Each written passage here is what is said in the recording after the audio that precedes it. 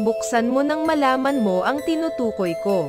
Pakinggan mo para malaman mo ang ninanais ko. Kumatok ka at ikaw ay pagbubuksan. Humingi ka at ikaw ay pagbibigyan. Kabanata 61, at aking nakikita ng mga araw na iyon kung gaano kahaba ang kordon na ibinigay sa kanilang mga anghel, at sila ay nagkaroon ng mga pakpak at lumipad. At sila ay nagtungo sa bahagi ng hilaga. At aking itinanong ang anghel, sinabi sa kanya, bakit mayroon silang dalang kordon at umalis? At kanyang sinabi sa akin, sila ay gagawa ng pagsusukat. At ang anghel na kasama ako sinabi sa akin, ito ay gagawa ng pagsusukat ng mga matuwid, at ang mga lubad ng matuwid sa matuwid. Nang sila'y manatili sa kanilang mga sarili sa pangalan ng Panginoon ng mga espiritu magpakailan paman. Ang napili ay magsisimulang manirahan kasama ang mga napili. At sila ang sukat kung saan ay nararapat ibigay sa pananampalataya at kung saan dapat patatagin ang katwiran. At ang sukat na ito ang maglalantad sa lahat ng mga lihim ng kailaliman ng lupa. At silang mga winasak ng desyerto, at silang mga kinain ng mga hayop, at silang mga kinain ng mga isda sa dagat, na sila'y makababalik at mananatili sa kanilang sarili sa araw ng isang napili. Dahil walang nararapat na mawawasak sa harapan ng Panginoon ng mga espiritu. At walang isa mang mawawasak at lahat ng mga nakatira sa itaas ng langit ay nakatanggap ng utos at kapangyarihan at isang tinig at isang liwanag na tulad ng apoy. At ang isang iyan ang kanilang unang salita ay pagbubunyi, at pagpupuri at pag-awit ng papuri na may kasamang kaalaman, at sila ay maalam sa pagbigkas at sa espiritu ng buhay. At ang Panginoon ng mga espiritu ay ilalagay ang isang napili sa luklukan ng kaluwalhatian. At siya ang huhusga sa lahat ng mga gawa ng mga banal sa itaas ng kalangitan. At sa patas dapat silang timbangin sa kanilang gawa at kapag tumaas na siya sa kanyang kaanyuan. Upang husgahan ang kanilang lihim na paraan alinsunod sa salita ng pangalan ng Panginoon ng mga espiritu. At ang kanilang patutunguhan alinsunod sa paraan ng matuwid na paghusga ng Panginoon ng mga espiritu, saka silang lahat ay magsasalita ng isang tinig at magpapala. At bubunyi at magpupuri at pararangalan ang pangalan ng Panginoon ng mga espiritu. At kanyang ipatatawag ang lahat ng pulutong ng kalangitan, at lahat ng mga banal sa itaas. At ang pulutong ng Panginoon, ang cherubim, seraphim at ophanen, at lahat ng mga anghel ng kapangyarihan, at lahat ng mga anghel ng may katungkulan, at ang isang napili. At ang ibang mga kapangyarihan na nasa lupa sa ibabaw ng tubig, sa araw na iyon ay magkakaroon ng iisang tinig, at magpapala at magpupuri at magpupugay sa espiritu ng pananampalataya, at sa espiritu ng kaalaman, at sa espiritu ng pagtitimpi, at sa espiritu ng awa, at sa espiritu ng paghuhusga at ng kapayapaan, at sa espiritu ng kabutihan, at lahat ay sasabihin sa isang tinig. Mapagpala siya, at ang pangalan ng Panginoon ng mga espiritu ay pagpalain magpakailan paman. Lahat ng hindi natutulog sa itaas ng langit ay dapat siyang ipagpala. Lahat ng mga banal sa langit ay dapat siyang ipagpala, at lahat ng pinili na naninirahan sa halamanan ng buhay, at bawat espiritu ng liwanag na siyang kayang magpala, at magpuri, at magpugay. At ang banal niyang pangalan ay kapuri-puri. At lahat ng laman na hindi mabilang ay magpupugay ang magpapala sa kanyang banal na pangalan magpakailan paman. Mapagtimpi, espiritu. Dahil malaki ang awa ng Panginoon ng mga espiritu. At siya ay at lahat ng kanyang mga gawa at lahat ng kanyang nilalang kanyang inilalantad sa matuwid at pinili sa pangalan ng Panginoon ng mga espiritu. Kabanata 62, at ganito ang kautusan ng Panginoon sa mga hari at ang mga makapangyarihan at ang pinagpupugayan, at silang mga nakatira sa lupa, at sinabi, buksan ninyo ang inyong mga mata at itaas ninyo ang inyong mga sungay kung kaya ninyong makilala ang aking isang napili. At ang Panginoon ng mga espiritu ay pinaupo siya sa luklukan ng kanyang kaluwalhatian. At ang espiritu ang katwiran ay bumuhos sa kanya, at ang salita sa kanyang bibig ay pumuksa sa lahat ng makasalanan, at lahat ng hindi matuwid ay winasak mula sa kanyang harapan. At doon ay tatayo sa araw na iyon lahat ng hari at mga malalakas. At ang pinagpupugayan at silang humahawak sa lupa. At kanilang makikita at maaalala kung paano siyang umupo sa luklukan kanyang kaluwalhatian, at ang espiritu ang katwiran ay bumuhos sa kanya. At ang salita sa kanyang bibig ay pumuksa sa lahat ng makasalanan, at lahat ng hindi matuwid ay winasak mula sa kanyang harapan. At doon ay tatayo sa araw na iyon lahat ng hari at mga malalakas. At ang pinagpupugayan at silang humahawak sa lupa, at kanilang makikita at maaalala kung paano siyang umupo sa luklukan ng kanyang kaluwalhatian, at ang katwiran ay huhusgahan sa kanyang harapan. At walang kasinungalingang salita ang sasabihin sa kanyang harapan. Kaya pasakit ay dadapo sa kanila gaya ng isang babae na naghihirap, kapag ang kanyang anak ay palabas na sa bungad ng puwerta. At siya ay maghahirap sa kanyang dinadala. At isang bahagi nila ay titingin sa iba, at sila ay matatakot, at sila ay ibaba sa kanyang harapan, at sakit ang magpipigil sa kanila. Kapag kanilang nakita na ang anak ng tao ay nauupo sa luklukan ng kanyang kaluwalhatian. At ang mga hari at ang makapangyarihan at lahat ng nagkamit ng lupa ay dapat magpala at magpuri at magpugay sa kanya na mamumuno sa lahat na siyang itinago. Dahil mula sa simula ang anak ng tao ay itinago, at ang kataas-taasan ay pinanatili siya sa ilalim ng kanyang kapangyarihan, at inilantad siya sa mga napili.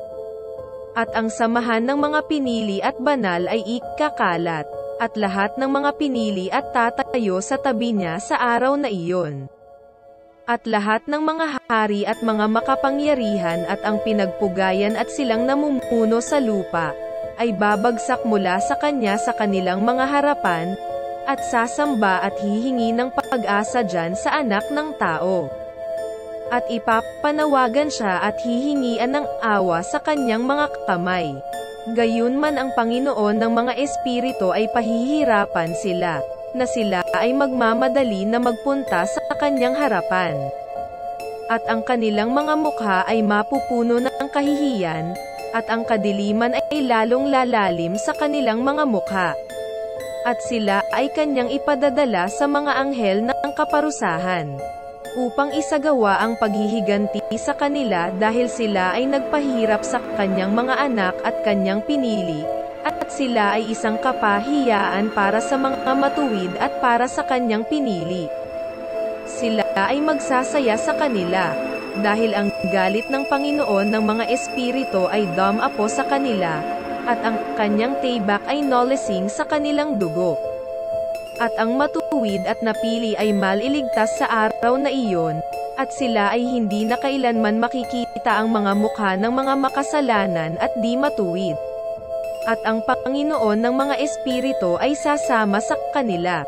At kasama ang anak ng tao ay kakain sila at matutulog at babangon magpakailan paman. At ang matuwid at ang pinili ay dapat na bumangon mula sa lupa. At matitigil na ang pagmamaliit sa kanyang harapan. At sila ay mabibihisan ng kasuutan ng kaluwalhatian, at ito ay ang kasuutan ng buhay mula sa Panginoon ng mga espiritu. At ang kasuutan na hindi naluluma, ni ang iyong kaliwanagan ay hindi papanaaw sa harap ng Panginoon ng mga espiritu.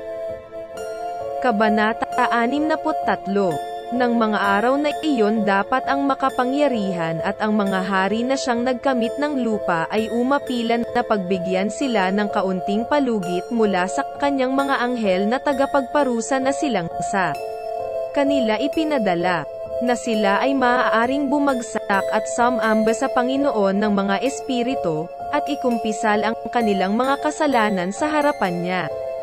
At kanilang pagpalain at ipagbunyi ang Panginoon ng mga espiritu. At sabihin, pinagpala ang Panginoon ng mga espiritu at ang Panginoon ng mga hari, at ang Panginoon ng mga makapangyarihan at ang Panginoon ng mga mayayaman. At ang Panginoon ng kaluwalhatian at ang Panginoon ng kaalaman, at nagtataglay ng bawat lihim ng bagay ay siyang makapangyarihan. Mula sa kapanahunan hanggang sa kapanahunan. At ang kanyang luwalhati magpakailan paman, malalim ang lahat ng kanyang mga lihim at hindi mabibilang, at kanyang katuwiran ay higit sa kabilangan. Tayo ngayon ay natuto na tayo dapat ay magbunyi, at pagpalain ang Panginoon ng mga espiritu at siyang hari ng lahat ng mga hari. At kanilang sasabihin, kami nga ay magkakaroon ng kapahingahan sa pagbubunyi at pagbibigay ng pasasalamat at pagkumpisal sa aming pananampalataya sa kanyang kaluwalhatihan. At ngayon kami ay naghihintay sa kaunting kapahingahan ngunit hindi ito nahanap, kami ay sumunod dito at hindi nagkamit, at ang liwanag ay naglaho mula sa amin. At kadiliman ang aming naging kinalalagyan magpakailan paman. Dahil kami ay hindi naniwala sa Kanya ni nagbunyi sa Kanyang pangalan na Panginoon ng mga espiritu. Ngunit ang aming pag-asa ay doon sa tungkol ng aming kaharian, at sa aming mga sarili. At sa araw ng aming paghihirap at kapighatian hindi niya kami iniligtas. At kami walang panandali ang pangungumpisal, na ang aming Panginoon ay tunay sa lahat ng Kanyang mga gawa, at sa kanyang paghuhukom at kanyang paghusga. At ang kanyang paghuhukom ay walang paggalang sa pagkatao. At kami ay pumanaw mula sa kanya harapan dahil sa aming mga gawa. At lahat ng aming mga kasalanan ay nabunyag sa katwiran. Ngayon kanilang sasabihin sa kanilang mga sarili, ang aming kaluluwa ay puno ng di matuwid na gawa. Ngunit ito ay hindi nagpigil sa amin sa mapababa patungo sa kalagitnaan doon sa pasakitan ng daigdig ng mga patay. At pagkatapos nyon ang kanilang mga mukha ay mapupuno ng kadiliman at kahihiyan sa harapan ng anak ng tao. At sila ay aalisin sa kanyang harapan, at ang tabak ay naghihintay sa kanya sa kalagitnaan nila. Kaya ganito ang salita ng Panginoon ng mga espiritu. Ito ang kautusan at paghuhukom na may paggalang sa mga may kapangyarihan at mga hari at ang mga pinagpugayan at silang nagkamit ng lupa mula sa Panginoon ng mga espiritu. Kabanata 64. Hugis na nakakubli. At may iba pang hugis akong nakitang nakakubli sa lugar na iyon. Narinig ko ang tinig ng anghel na nagsasabi, ito ang mga anghel na silang bumaba sa lupa. At naglantad ng mga nakatago sa mga anak ng tao at umakit sa mga anak ng tao na gumawa ng kasalanan. Kabanata 65, si Noah at ang palapit na kaparusahan ng lupa. At ng mga panahong iyon nakita ni Noah ang lupa na ito ay lumubog at ang pagkawasak nito ay malapit na. At siya ay bumangon mula doon at nagtungo sa dulo ng lupa, at tumawag ng malakas sa kanyang lolo si Enoch, at si Noah ay nagsabi ng 3 beses sa mapait nitong tinig. Pakinggan mo ako, pakinggan mo ako, pakinggan mo ako. At aking sinabi sa kanya, sabihin mo sa akin kung ano iyong babagsak sa lupa na ang lupa ay nasa masamang kalagayan at mayayanig. Kung magkagayon ako ay papanaw kasama nito. At noon nga nagkaroon ng matinding kaguluhan sa lupa, at isang tinig ang narinig mula sa langit, at ako ay napadapa. At si Enoch na aking lolo at lumapit at tumayo sa aking tabi, at sinabi sa akin, "Bakit ka tumatawag sa akin ng may pait na pagluha at pagdadalamhati?" At isang utos ang dumating mula sa harapan ng Panginoon na may kinalaman sa mga naninirahan sa lupa na ang kanilang pagguho ay matatapos na dahil sila ay nagkaroon ng kaalaman sa lahat ng mga lihim ng mga anghel, at lahat ng mga kaguluhan ni Satanas, at lahat ng kapangyarihan ang pinaklihim at lahat ng kapangyarihan ng mga nagsasagawa ng pangkukulam, at ang kapangyarihan ng pangkukulam, at ang kapangyarihan ng mga gumagawa ng hinulmang imahe para sa buong kalupaan, at kung paanong ang pilak ay nagagawa mula sa alabok ng lupa, at kung paano ang malabot na metal ay nagsimula sa lupa. Dahil ang tingga at lata ay hindi nanggagaling sa lupa tulad ng nauna, ito ay sa sibol sila nakukuha, at ang anghel ay nakatindig doon. At ang anghel na iyon ay pinakamataas. At pagkatapos nyon ang aking lolo si Enoch ay hinawakan ako sa kamay at ibinangon, at sinabi sa akin, "Sige na. Dahil aking itatanong sa Panginoon ng mga espiritu ang dumapo ditong kaguluhan sa lupa." At kanyang sinabi sa akin, "Dahil sa kanilang kabuktutan kanilang paghuhukom ay naitalaga na at hindi nararapat na magtagal sa akin magpakailanman.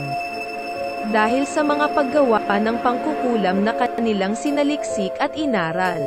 Ang lupa at silang naninirahan dito ay dapat wasakin. At ito sila ay walang lugar sa pagsisisi magpakailanman. Dahil sila ang naglantad sa kanila ng mga nakatago, at sila ay mga kasuklam-suklam. Ngunit gaya nila, anak ko, ang Panginoon ng mga espiritu ay alam na ikaw ay dalisay, at walang kasalanan dito sa kahihiyan na may kinalaman sa mga lihim. At kanyang itinalaga ang iyong pangalan na mapasama sa mga banal, at mapapanatili ka kasama nilang naninirahan sa lupa. At mayroong nakatalaga sa iyong mga matuwid na supling na parehong magkakaroon ng paghahari at sa katanyagan. At mula sa iyong supling ay magmumula ang sibol ng matuwid at banal na hindi mabibilang magpakailanman. Kabanata 66. At pagkatapos niyon kanyang ipinakita sa akin ang mga anghel ng kaparusahan na silang nakahanda na pagdating at pagpapakawala ng lahat ng kapangyarihan ng katubigan kung saan ay nasa ilalim ng lupa, na siyang magbibigay ng paghuhukom at pagkawasak sa lahat ng naninirahan sa lupa. At ang Panginoon ng mga espiritu ay nagbigay ng kautusan sa mga anghel na silang magsasagawa, na kanilang pigilan ang mga tubig na tumaas, ngunit dapat nilang siguruhin. Dahil ang mga anghel na iyon ay nakatalaga sa kapangyarihan ng katubigan. At ako ay lumayo na sa harapan ni Enoch. Kabanata 67. At ng mga araw na iyon ang salita ng Panginoon ay dumating sa akin, at kanyang sinabi sa akin, "Noah, ang iyong panahon ay dumating na umakyat ka dito sa akin. Puno na walang pagkakasala, puno ng pag-ibig at matuwid. At ngayon ang mga anghel ay gumagawa ng isang kahoy na bangka. At kapag kanilang natapos ang gawaing iyon, aking ilalagay ang aking kamay dito at pananatilihin ito, at doon dadalhin ang mga pagmumula ng buhay. At ang pagbabago ay itatalaga ng ang lupa ay hindi manatiling walang naninirahan. At aking pabibilisan ang iyong mga supling mula sa akin magpakailanman. At aking pakakalatin sa malayo silang naninirahan sa iyo, ito ay hindi magiging hindi mabunga sa balat ng lupa. Ngunit ito ay pagpapalain at pararamihin sa lupa sa pangalan ng Panginoon. At kanyang ikukulong silang mga anghel, na silang nagpakilala ng kabuktutan. Sa nasusunog na lambak kung saan ang aking lolo na si Enoch ay dati nang ipinakita sa akin sa kanluran kasama ang bundok ng ginto, at pilak at bakal at malambot na metal at lata. At aking nakita ang lambak na kung saan doon ay may matinding kaguluhan at isang kaguluhang ng katubigan. At kapag ang lahat ng ito ay naganap na, mula doon sa nababagang tanawan ng metal at mula sa kaguluhan doon sa lugar, doon ay nagmumula ang amoy na asupri, at ito ay karugtong ng mga katubigan. At ang lambak ng mga anghel na siyang nagdala ng kasalanan ay susunugin sa ilalim ng lupaing iyon. At mula sa lambak ay nagtutuloy ang lawa ng apoy, kung saan ang mga anghel na ito ay paparusahan na silang nagdala sa kasalanan sa mga naninirahan sa lupa. Ngunit ang mga tubig na iyon ay magsisilbi sa mga hari at makapangyarihan at mga pinagpugayan. At sa kanilang naninirahan sa lupa, para sa kagalingan ng katawan, ngunit para sa kaparusahan ng espiritu.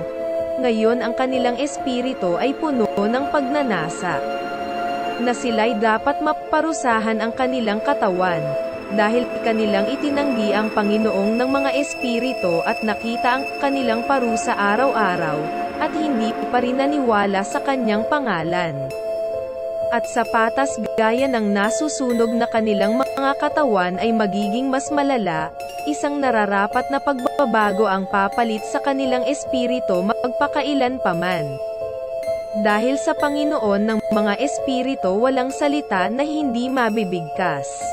Dahil ang paghuhukom ay darating sa kanila.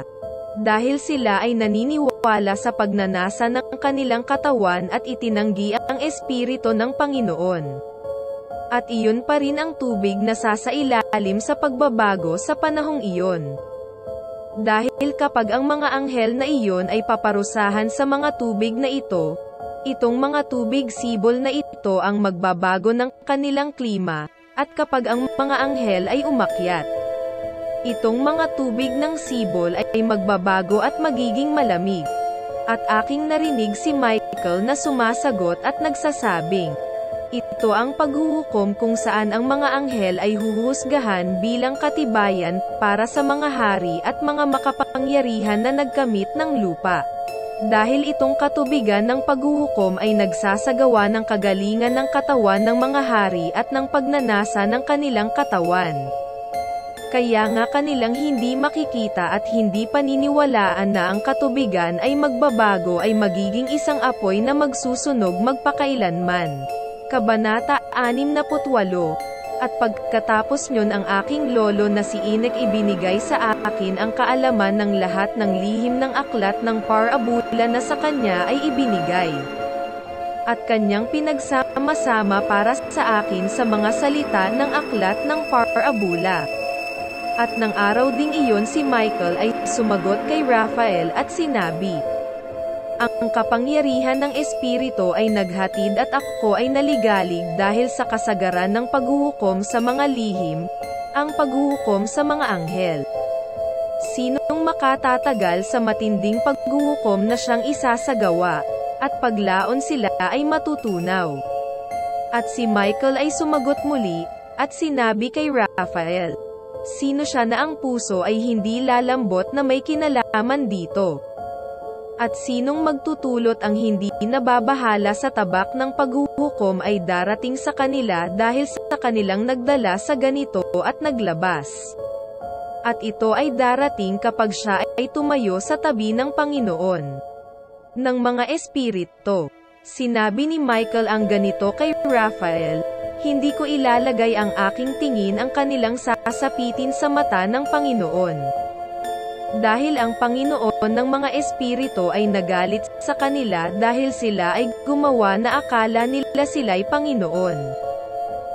Kung kaya lahat ng nakatago ay darating sa kanila ng walang hangganan, maging anghel kahit tao ay magkakamit ang bahaging ito. Ngunit mag-isa nilang tatanggapin ang kanilang paghuhukom na walang hangganan. Kabanata 69. Pagkatapos ng paghuhukom na ito, sila'y matatakot at takot ang kanilang madaramat dahil sila ang naglantad nito sa mga nakatira sa lupa.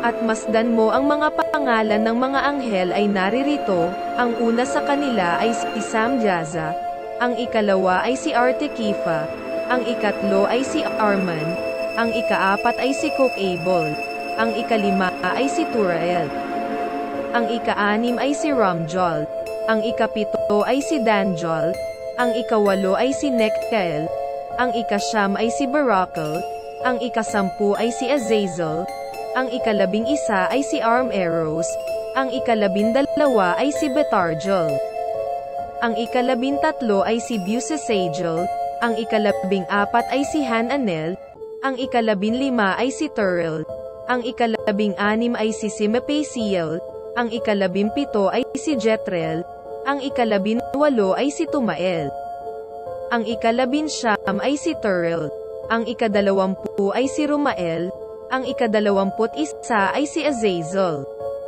At ito ang hepe ng kanilang mga anghel at kanilang mga pangalan.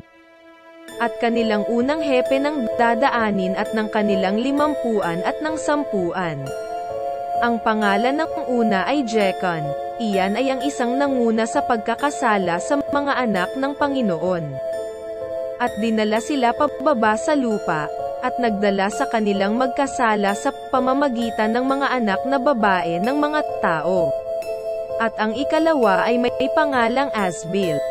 Siya ang naghiwalay sa mga banal na anak ng Panginoon sa masamang payo, at nagdala sa kanila sa kasalanan nang sila ay madungisan ang kanilang katawan sa mga anak na babae ng mga tao. At ang ikatlo ay nagngangalang Gadriel. Siya itong nagpakita sa mga anak ng tao sa lahat ng uri ng kamatayan, at siya ang nagdala sa pagkakasala ni Eva. At ipinakita ang pananggalang at ang tatak ng sulat, at ang sandatang pandigma, at lahat ng patalim na nakamamatay sa mga anak ng tao. At mula sa kanyang kamay sila ang pinagmulan ng labanan ng mga nakatira sa lupa mula ng araw na iyon at magpahabang buhay. At ang ikaapat ay nagngangalang Penemu. Siya ang nagturo sa anak ng tao ng mapait at ng matamis, at siya ang nagturo sa kanila ng lahat ng lihim ng kanilang kaalaman. At siya ang nagturo sa sangkatauhan na magsulat gamit ang tinta at papel. At doon ay marami ang nagkasala mula sa walang hanggan hanggang magpakailanman at hanggang sa mga araw na ito. Dahil ang tao ay hindi nilikha para sa ganitong tungkulin, na magbigay ng kumpirmasyon sa kanilang mabuting pananampalataya gamit ang pansulat at tinta. Dahil ang tao ay nilikhal kahalintulad ng mga anghel, sa kaparaanan na sila ay dapat na magpatuloy na dalisay at matuwid, at kamatayan ang sumira sa lahat, na hindi na mapipigil pa sa kanila.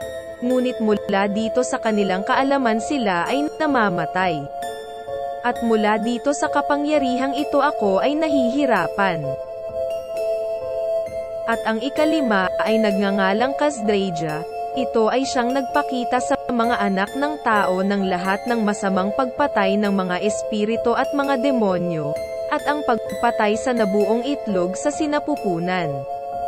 Na ito ay mamatay, at ang kagat ng ahas, at ang pagpatay na nangyayari sa pamamagitan ng katanghaliang init. Ang anak ng ahas ay nagngangalang Tabaet.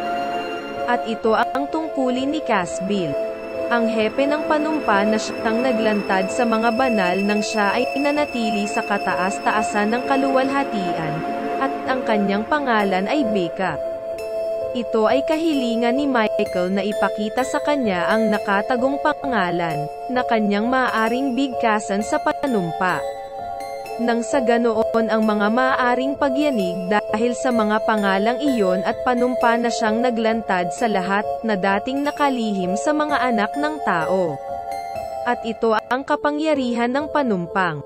Dahil ito ay makapangyarihan at malakas, at kanyang inilagay ang panumpang itong akay sa mga kamay ni Michael. At ito ang mga lihim ng panumpang ito. At sila ay malakas sa pamamagitang panumpang ito, at ang langit ay napatigil mula nang ang daigdig ay likhain, at magpakailanman. At sa pamamagitan nito ang lupa ay natagpuan sa ibabaw ng tubig. At mula sa lihim pagitan ng mga bundok naroon ang mga magagandang katubigan, mula sa paglikha sa daigdig at hanggang sa walang hanggan. At sa pamamagitan ng panumpang iyon ang dagat ay nalikha. At gaya ng haligi siya ay naglaan para dito ng buhangin laban sa panahon ng kagalitan, at ito ay hindi maaring lumapas mula sa paglikha ng daigdig hanggang sa walang hanggan.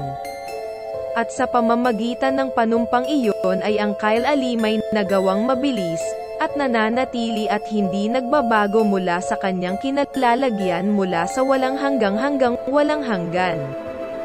At sa pamamagitan ng panumpang iyon ang araw at ang buwan ay tinatapos ang kanilang pag-inog. At umaalis sa kanilang tuntunin mula sa walang hanggan hanggang sa walang hanggan. At sa pamamagitan ng panumpang iyon ang mga bituin ay tinatapos ang kanilang pag-inog, at kanyang tinatawag ang kanilang mga pangalan. At sila ay sumasagot sa kanya mula sa walang hanggan hanggang sa walang hanggan. At sa kaparehong paraan ang espiritu ng tubig, at ng hangin, at lahat ng mahinahong hangin. At patutunguhan mula sa lahat ng nilalagian ng mga hangin. At doon ay nakaimbak ang tinig ng kulog at ang liwanag ng kidlat. At doon ay iniingatan ang silid-lagayan ng yelo at ang silid-lagayan ng nyebeng tubig, at ang silid-lagayan ng manipis na ulap, at ang silid-lagayan ng ulan at ng hamog. At lahat ng ito ay naniniwala at nagbibigay pasalamat sa Panginoon ng mga espiritu, ang nagbubunyi sa lahat ng kanilang kapangyarihan, at ang kanilang pagkain ay sa paraan ng bawat pagpapasalamat. Sila'y nagpapasalamat at nagbubunyi at nagpupugay sa pangalan ng Panginoon ng mga espiritu ng walang hanggan at kailanman. At ang panumpang ito ay makapangyarihan higit kanila. At sa pamamagitan nito ang kanilang daraanan ay napapanatili. At ang kanilang inog ay hindi nasisira. At doon ay magkakaroon ng higit na kaligayahan sa kanila. At kanilang ipagpapala at ipagbubunyi at ipagpupugay dahil ang pangalan ng anak ng tao ay nalantad na sa kanila. At siya ay naupo sa luklukan ng kanyang kaluwalhatian. At ang kabuuan ng paghuhukom ay ibinigay sa anak ng tao. At kanya ang mga makasalanan ay papano at mawawasak mula sa ibabaw ng lupa, at sa mga naging daan ng kasalanan ng daigdig. Sa kadena sila ay igagapos, at ang kanilang tipunang lugar ng pagkawasak ang kanilang magiging kulungan, at lahat ng kanilang mga gawa ay maglalaho mula sa ibabaw ng lupa. At magmula ngayon ay mawawala na ang mga mapanira, dahil ang anak ng tao ay nagpakita na, at naupo siya sa kanyang luklukan ng kaluwalhatian, at lahat ng masama ay papano sa kanyang harapan. At ang salita ng anak ng tao ay darating at magiging malakas kaysa sa Panginoon ng mga espiritu. Kabanata 70. At nangyari pagkatapos nyon ang kanyang pangalan sa mga sandali ng kanyang buhay ay umangat sa kalangitan dahil sa anak ng tao at sa Panginoon ng mga espiritu mula sa kanilang mga nakatira sa lupa. At siya ay umangat sa kalangitan sa karo ng espiritu at ang kanyang pangalan ay maglalaho kasama nila. Sa mga sandaling iyon ako ay wala na sa kabilangan nila. At ako'y kanyang inilagay sa pagitan ng dalawang hangin, sa pagitan ng hilaga at ng kanluran. Kung saan ang mga anghel ay nagsukat ng kordon na panukat upang sukatin ang lugar ng mga pinili at matuwid. At doon aking nakita ang unang ama at ang matuwid na sa simula pa lang ay naninirahan na sa lugar.